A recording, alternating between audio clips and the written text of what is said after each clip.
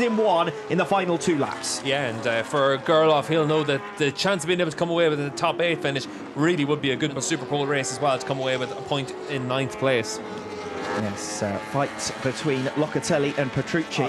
Now, Philip Ertl has had a rough recent run. He started the season superbly in Australia, but he hasn't been able to match anything like that. Back another quarter of a second. He's given himself the opportunity to be right there on the last lap. We'll see if Gerloff's able to pull the pin in. But certainly Gerloff looks like he's got a little bit more potential. It's just whether or not it's enough to actually make a move. 10 seconds. Rolled it off now, though, into the mid-35s the last few laps. So Toprak, he's settled down for his 20 points and a good weekend. He's got it in hand, and for Alvaro, it's going to be another race victory. It's been such an unbelievable start to the year. The bestly, the Tissot Superpole race of the Indonesian round. Has he dropped any points in 2023? Toprak Razgat came back and fought Michael Ruben Rinaldi through for second.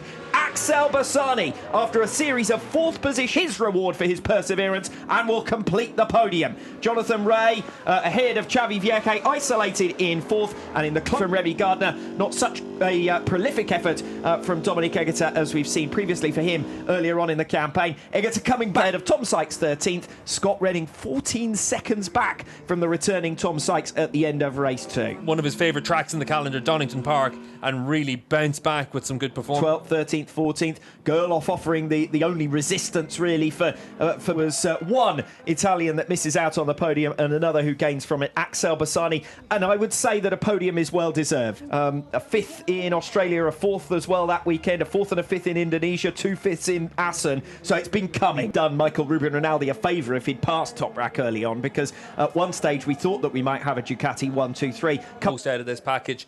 And given that he's won 14 out of 15 races, you can see just how well he's riding. Not sure about the celebration. Good to see him back up on the podium first time this year, like you said earlier, Alex, and exactly what he needed to. It gives him a bit of momentum going into the next few rounds, but just a perfect weekend for Ducati all in. And that perfect weekend